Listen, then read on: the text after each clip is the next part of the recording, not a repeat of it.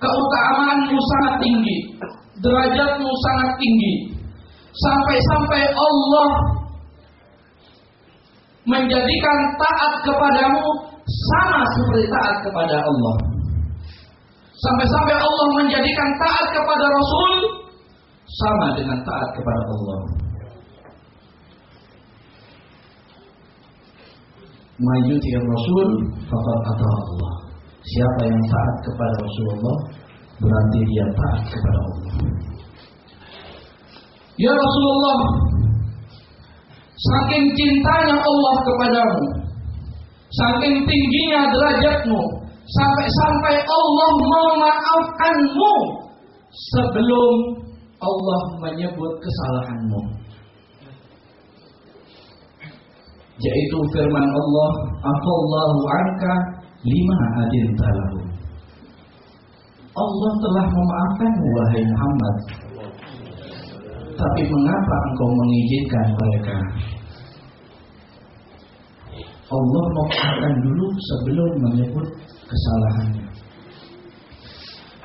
Kemudian, ya Rasulullah, engkau adalah Nabi yang terakhir, diutus di akhir, tapi engkau dijadikan Nabi yang paling afdal.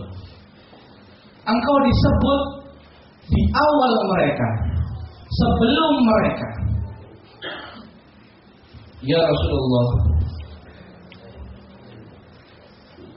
keagunganmu, ketinggian derajatmu, sampai-sampai penduduk neraka menginginkan taat kepadamu, sedangkan mereka disiksa oleh Allah di neraka. Tatkala mereka di neraka, mereka ingat kepadamu, mereka ingin dulunya taat kepadamu. Yaqulun, mereka orang-orang yang di neraka berkata, laitana ata'na Allah wa ata'na Rasul. Seandainya kami dulu taat kepada Allah, taat kepada Rasulullah, kami tidak akan ada di neraka ini.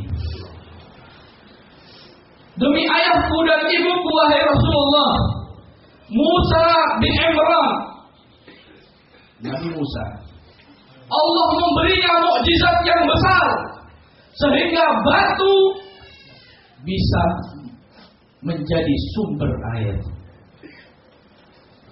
Tapi itu dibandingkan mukjizatmu ya Rasulullah, dibandingkan dengan mukjizatmu yang besar ya Rasulullah, itu adalah hal yang kecil.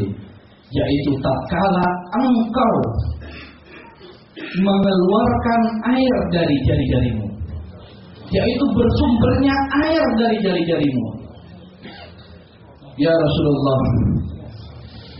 demi ayah dan ibuku, Nabi Sulaiman diberi oleh Allah kendaraan angin,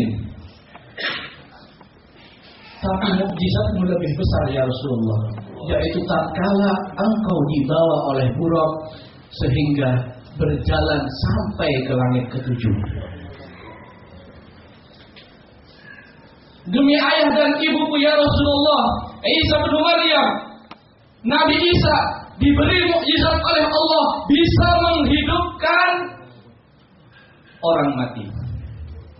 Tapi engkau ya Rasulullah bukan orang mati yang hidup, bukan hewan mati yang hidup, tapi hewan yang sudah disembelih, yang sudah dimasak, bisa berbicara denganmu ya Rasulullah. Daging tersebut yang sudah dimasak sayang kepadamu dan mengingatkanmu, ya Rasulullah, la ta'kulni fa inni masmumah. Wahai Rasulullah, jangan makan aku karena aku beracun.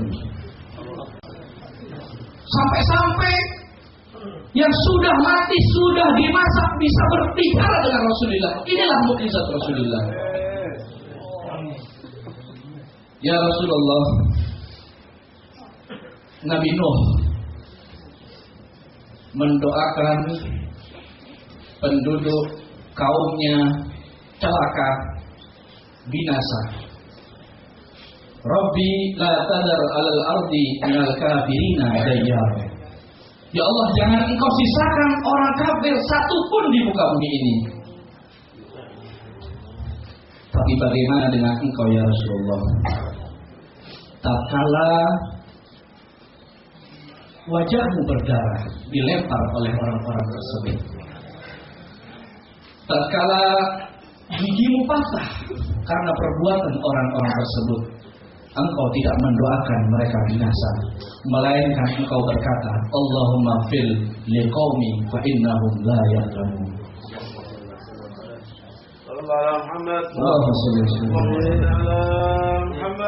Demi ayah dan ibuku ya Rasulullah, seandainya Engkau tidak berteman kecuali dengan orang-orang yang sederajat dengan Engkau ya Rasulullah, Engkau mungkin tidak akan menerima kami ya Rasulullah. Ya Rasulullah, kalau bukan Engkau orang yang tawadhu, yang berhati mulia, Engkau pasti tidak akan menerima kami, karena derajat kami jauh daripada derajatmu. Tapi demi Allah, Engkau menerima kami, Engkau mengakui kami, Engkau cinta pada kami. Kami hanya bisa membalas dengan selalu membahagiakan hatimu ya Rasulullah. Ma'asyiral hadirin, itulah kata-kata Umar bin Khattab tatkala mendengar wafat Rasulullah. Sekarang kita sebagai umatnya yang mengaku cinta pada Nabi Muhammad, mari kita introspeksi diri. Benarkah cinta kita ke Nabi Muhammad? Sungguh-sungguhkah kita cinta kepada Nabi Muhammad? Disebut dalam kitab Asy-Syifa liqadi Iyad, orang yang benar-benar cinta pada Nabi memiliki 3 bukti, 3 alamat. Yang pertama, al-iqtida bihi wa isti'mal sunnatih wa imtithal awamirih wa ijtinab nawahih. Alamat yang pertama, jika engkau benar-benar cinta kepada Rasulullah, ikutilah jalan Rasulullah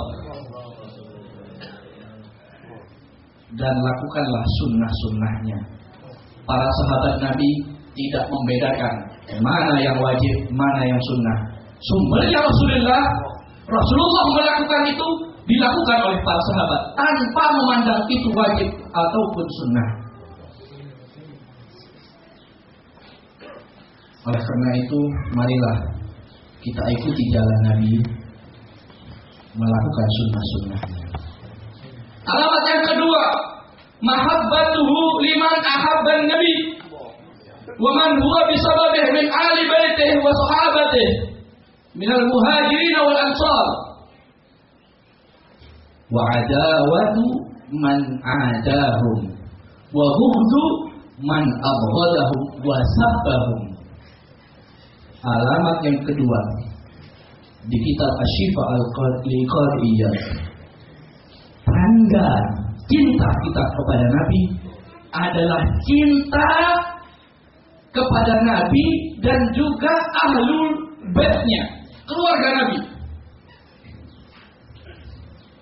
Siapapun, seberapapun tinggi derajatnya, setinggi apapun ilmunya, mengaku cinta pada Rasulullah tapi membenci para habaib, membenci keluarga Nabi, saksikanlah itu adalah dajjal yang ada di zaman ini. Begitu juga mencintai sahabat Nabi, mengakui mazhab ahlul bait, mengaku cinta pada ahlul bait, mengaku cinta kepada Imam Ali bin Abi Thalib, mengaku cinta kepada Fatimah Zahra, tapi membenci para sahabat Nabi, membenci Abu Bakar As-Siddiq, membenci Umar Al-Faruq, membenci Utsman bin Affan. Saksikanlah itu adalah dajjal di zaman ini. Siapapun, walaupun dia adalah habaib, kalau habaib jalannya di luar ahlu sunnah wal jamaah, wajib kita musuhi, wajib kita putus hubungan, karena dia bukanlah habaib jika tidak sesuai dengan ajaran Ahlus Sunnah wal Jamaah.